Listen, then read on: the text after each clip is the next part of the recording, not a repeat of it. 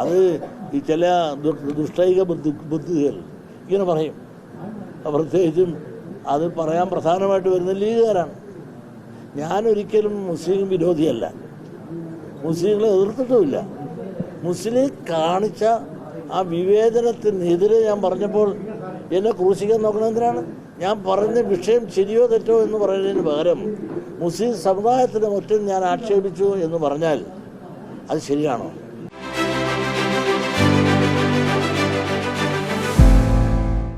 പക്ഷെ എൻ്റെ നിലപാട് ഇന്നലെ പറഞ്ഞത് ഇന്ന് പറഞ്ഞതും തുടർന്നു തന്നെയായിരിക്കും. ആ നിലപാടിൽ നിന്നും മാറുകയില്ല ഞാൻ. അങ്ങനെ എന്നെ വലപ്പാമ്പ് കാണിച്ച് ആരും പേടിപ്പിക്കാനും നോക്കണ്ട. ഞാൻ കൂടി കൊണ്ടാണ് പിണറായി തോറ്റുപോയി എന്ന് പറഞ്ഞാൽ അത് പിണറായി വിരോധികളെ പറയുള്ളൂ. അല്ലെങ്കിൽ എൻ്റെ സമുദായത്തെ നശിപ്പിച്ച് കാണുന്ന കഴിയുന്ന ദുഷ്ടൈക ദൃക്കുകൾക്ക് തന്നുള്ളൂ. പക്ഷെ ഒരു കാര്യം നിങ്ങൾ മനസ്സിലാക്കാം, SNDP യോഗത്തെ തകർക്കാനോ തളർത്താനോ ഒരു പാർട്ടിക്കും ഒരു പുല്ലും ചെയ്യാൻ സാധിക്കില്ല. ഞങ്ങളൊന്നാണ്. ഈ സംഘടന പലരും പുലർക്കാനും തകർക്കാനും പല രാഷ്ട്രീയക്കാരും നോക്കിയിട്ടുണ്ട്, ചില വ്യക്തികൾ നോക്കിയിട്ടുണ്ട്. ഇതൊന്നും ഇതിനേശത്തില്ല. ഞങ്ങളുടെ കൂട്ടത്തിൽ എല്ലാ രാഷ്ട്രീയക്കാരുമുണ്ട്. അതെല്ലാം ഒന്നിച്ചിനിയും പോകും. ഏതാണ് അത്? SNDP വിരോധികൾ. ഈ സമുദായത്തെ ഒന്നിച്ചു പോകുന്നത് കാണുന്നതിനുള്ള വിരോധികളുണ്ട് ഇവിടെ. ആ വിരോധികളാണ് ഇതെല്ലാം പ്രചരിപ്പിക്കുന്നത്.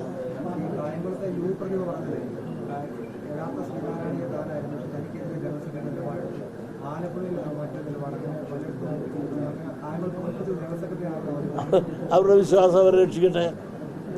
കാരണം കായംകുളത്ത് കമ്മ്യൂണിസ്റ്റ് പാർട്ടി പലതട്ടിലായിരുന്നു എന്നുള്ളതിനെ പറ്റി അവരെന്താ പറയാത്തത്? യൂപ്പതിൽ പറഞ്ഞു ഇങ്ങനെ ഞാനാണ് തോൽപ്പിച്ചത്.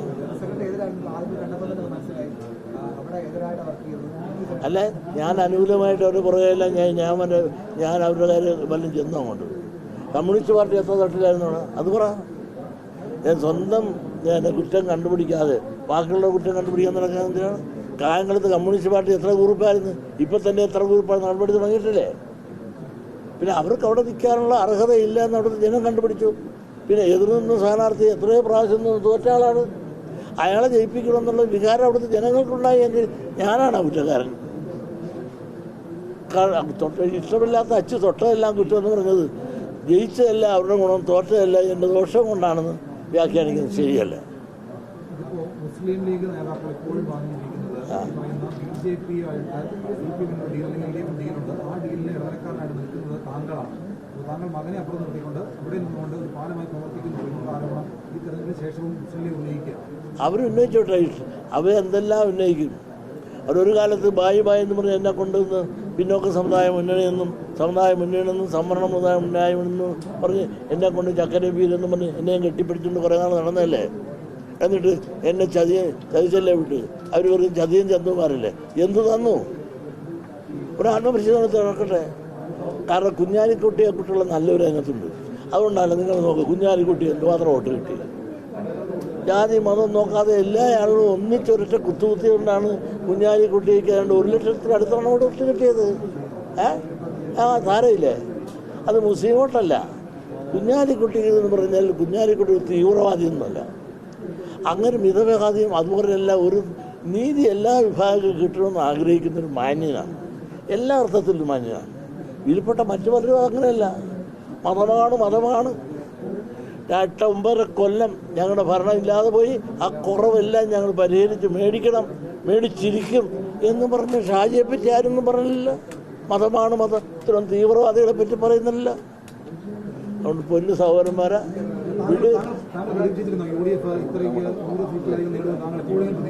ഒരിക്കലും പ്രതീക്ഷിച്ചു അവർ പ്രതീക്ഷിച്ചിരുന്നില്ല. പിന്നെ എങ്ങനെയാണ്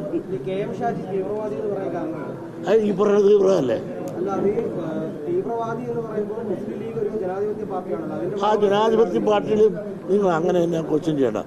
ഞാനത് വിശ്വസിക്കും. അല്ലെങ്കിൽ പരസ്യമായിട്ട് അയാൾ വായിച്ച് മതമാണെന്ന് പറയും.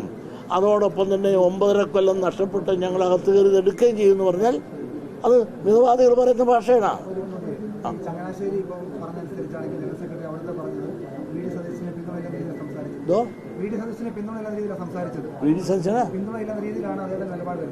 ഡയറക്റ്റ് ചോദിക്കുകയാണെങ്കിൽ വി ഡി സതീശൻ ആരാകുന്നു എനിക്കെന്ത് കാര്യം ആകണമെന്ന് പറയാനുള്ള അവകാശമില്ല.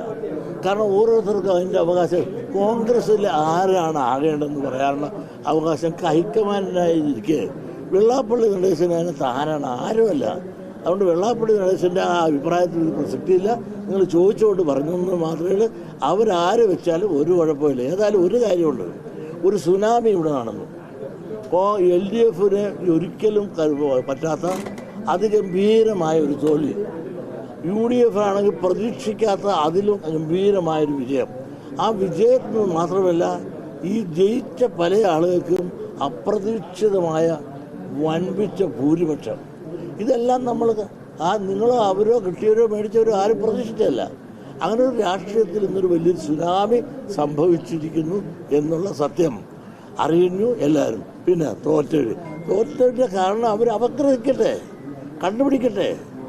കാരണം തോൽവിയും ജയവും എല്ലാം തന്നെ ജനാധിപത്യത്തിൽ വരും. ആ ജനാധിപത്യത്തിൽ വരുമ്പോൾ തോറ്റതിനെ പറ്റി അപഗ്രഹിച്ച് ഇനി നാളെ ജയിക്കാനുള്ള തന്ത്രങ്ങളോ അല്ലെങ്കിൽ ചെയ്ത കുറ്റങ്ങളോ തിരുത്തി മുമ്പോട്ട് പോകാൻ എല്ലാവർക്കും നല്ലത്. നന്ദി, നമസ്കാരം.